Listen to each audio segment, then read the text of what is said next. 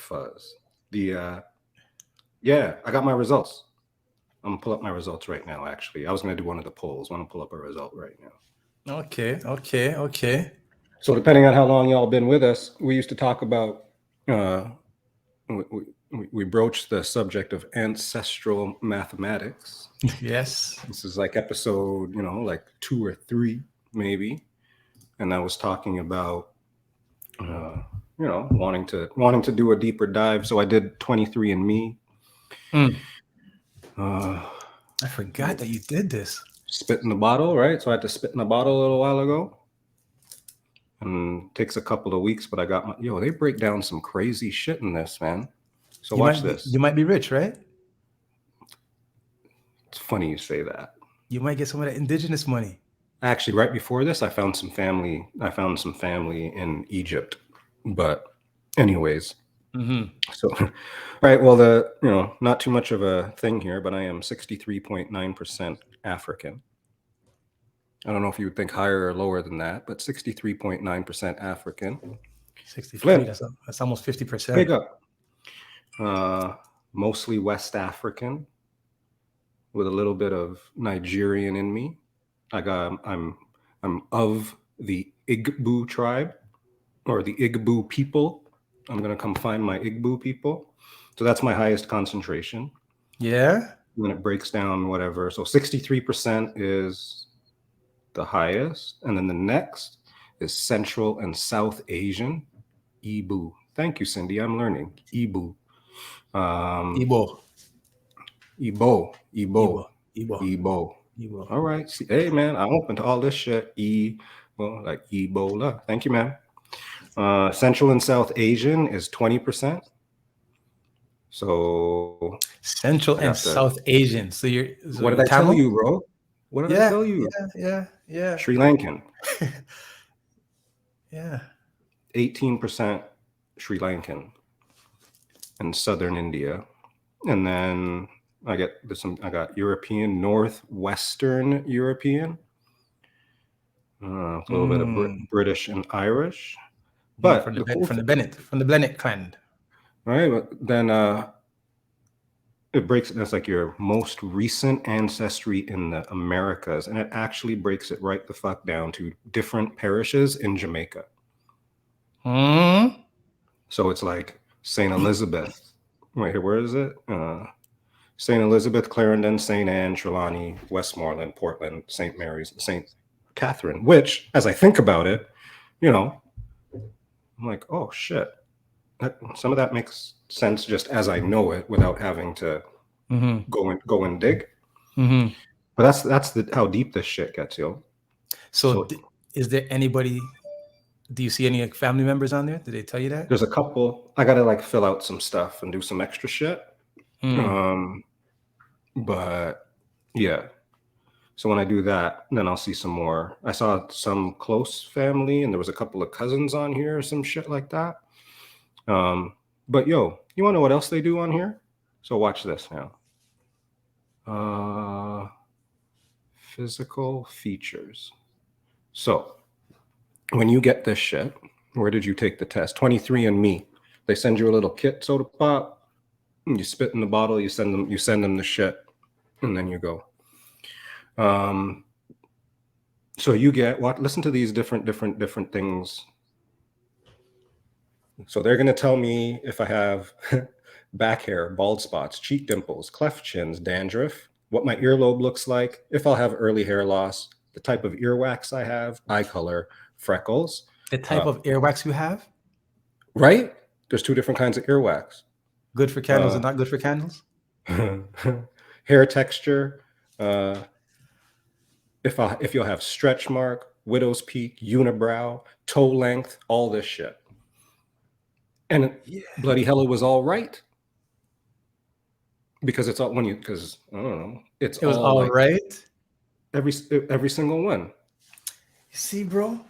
You see. Anyway, but I'm not even gonna get into that part of it. But you're gonna tell me this ain't the internet. No. This is chromosomes, bro. Exactly. Right? Then that brings. These are yes nos, right? Stay focused. Hang on. Stay focused. This is my segment? What the hell? I know I hijacked it. This is my fucking segment. No, good. Go.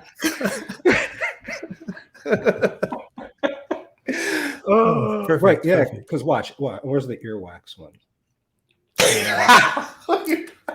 So watch, earwax type. So my genetics predict that 93% chance that I have wet, sticky earwax. The other earwax, which I was like, what in the entire fuck, is dry, flaky earwax. And when I was telling somebody this, they were like, you have sticky, waxy earwax? Right? I was like, what? What the fuck is dry? Like, imagine, imagine. You don't? Ugh, imagine running up on a girl with dry, flaky earwax, yo. I mean, I can appreciate you running up on people with like sticky earwax too. Yeah, that sounds more sensual and sexual. Like, I don't. Well, shit. I like this. Right. So what? Earwax, right? Eye color, finger length. So the difference in is your ring finger longer than your index finger? Which one's the ring finger? Sorry, I don't have experience. The two outside of your middle finger, bro. Your fourth finger. This finger look much up, so. So one's longer, one's shorter. It got that right. If I have freckles, I don't have freckles. My hair, I don't have. It was 1% chance that I had red hair. Sure. Stretch marks. I didn't know stretch marks were genetic. But then when I think about it, some people, when you see there are like tall people, just have stretch marks. So it's not just pregnant folk or anything like that. But 66% chance that I do not have stretch marks, and I do not have stretch marks. Right. First time I ever seen stretch marks was on my neighbor. he was like 18, and he had like stretch marks on his shoulders. I never seen stretch marks before that, and then I never knew that women get stretch marks until I started to see women with stretch marks. So I started popping up, baby. I'm like, ooh, I like that. Toe length ratio. So, is your big toe longer than your second toe? Big toe longer than second toe. So they could tell you that. Yeah. About you. Yeah. Is your big toe longer than your second toe? Yeah. It is. No, sorry, my second toe is longer than my big toe. It is. And for me, it was 55% chance. That's why I look at it funny, because it's pretty close. But my second toe is longer than my. Everybody in the chat, please let me know. Is your second toe longer than your big toe? If your second toe is longer than your big toe, put a 1 in the chat. I need to know what's going on in the world. We do a poll. I don't do a poll. Let's do a poll. Wait for the poll. My big toe is longer than my second toe. Is your big toe longer than your second toe? Yay. Simple enough. We'll keep it short and sweet. Polls up. Because mine is. Is your big toe longer than your second toe? Is your big toe? My toes are normal. Who said that? Who else? Trouble. Okay. Let's see here. They're almost the same. They're not almost the same. You must decide here. You got to look at your gosh darn. No, don't take no pictures, bro. We ain't like that here in the break room. We don't want. Everybody take a picture of your feet and send it to Sean. His phone number is. Nah, no graph right here. Second toe, right? Second toe is winning. Second toe. All right. Let me see what the hell else is up on this Mampy Jampy here. Wait. So the question is, what is your big toe longer than your second toe? Right. Yeah. Okay. So I answered it wrong. That's why I was okay. We don't need no pics, man. I mean, I'll never say we don't need no pics. We don't need no pics for such a thing. And you know, I seen people with open toe shoes with longer second toe, and I thought it was a thing. You know, I thought like, oh, you know, like I thought it was a deformity, but I realized now that you're saying this, it's actually a 23andMe thing. And the widow's peak is a thing, right? The hairline is a thing. You must have known that. Yeah, for sure. Maybe it's a Gemini thing. Bumbleclot. Is your big toe on your second toe? Okay, so second toe, big toe is winning the race right now. And big toe is coming in at 64%. Somebody dropped bits on that, yo. Somebody dropped some shit on that. Oh, whatever. I wrote it, Denise. Sorry, I wrote it. It's written. Whatever. It could have been the shoe squishing the toes. Early earlobe type. I never knew there were earlobe types. Well, I did, but I forgot. So they're either attached or connected. That's weird. So there's is there a cleft thing too? Cleft chin thing as well? Cleft chin, yeah. So the 23andMe can tell you if you have that. Well, my genetics predict is what it says. So this one, there's an 87% chance that I do not have a cleft chin.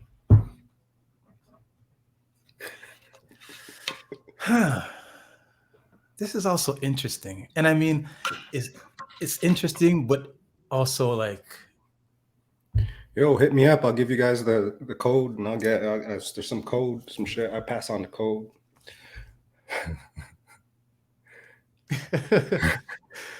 I mean, Sandra, shit happens in the break room. There's only certain things that we won't see in the break room. Che La Soul with the pints. So we'll just say that Nay won. Everybody's second toe's longer. Denise, definitely not that type. Oh, never mind. I thought you said something else there. Thank you for the bit, Denise.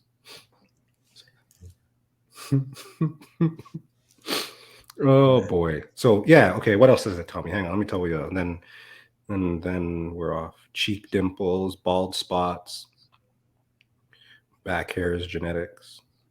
Oh, how about this shit? Asparagus odor detection. That's a thing? That's a thing, yo. For 23andMe? Yeah.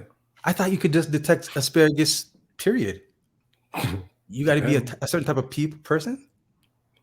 So, Sean, you can tell when I have asparagus. That's what she said. It says, Sean, your genetics make you likely to be able to smell the asparagus odor in your urine. And 65% of people can do this. I thought that was everybody. I thought that was an asparagus thing. I didn't know that was a genetic thing. Fear of public speaking. Okay, now you're getting crazy. Yo, man, I'm just talking about what's up in this piece, right? Based on your genetics and other factors, you are less likely to have a fear of public speaking. You're the boss with the sauce. I mean, I got good people around me. Wake up time, mosquito bite frequency. No, you skipped over wake up time because I was going to say, tell me what this wake up time thing. I've been trying to invite you for a workout. I've been trying. Let me hear more about this workout, this wake up time thing. Sean, people with your genetics in their 40s wake up on average around 8 a.m. Okay, fair. Yes, Cindy. There's no retrograde, no fucking comets flying by. This is all it was written. Che La Soul. Mosquito bite frequency, so it tells you if you're sweet or not. It's a pretty tight race. Say that again. It's mosquito bite what? Frequency. Mosquito bite frequency. Mm-hmm. So depending on my genetic makeup, if mosquitoes are gonna bite me more frequent than they bite you. Makes sense, I guess, when you think about it. So when I'm in Jamaica sitting around my auntie's table in the bush, you mean to tell me that it's possible that mosquitoes will come and bite up my foot and leave your foot alone? Mm-hmm. Mud thing. Mm. Wow. Oh, wicked. Wow. Well, I already know that genetic part of me now then. Okay, I never saw this one before. I'm going to see if this is right because I'm horrible with this. Based on your genetics and other, you have about equal chances of being able or unable to match music. Like I can't do music in my head. Music pitches and stuff like that. Mm-hmm, mm-hmm. I can't do that. But it says I'm about even with the people.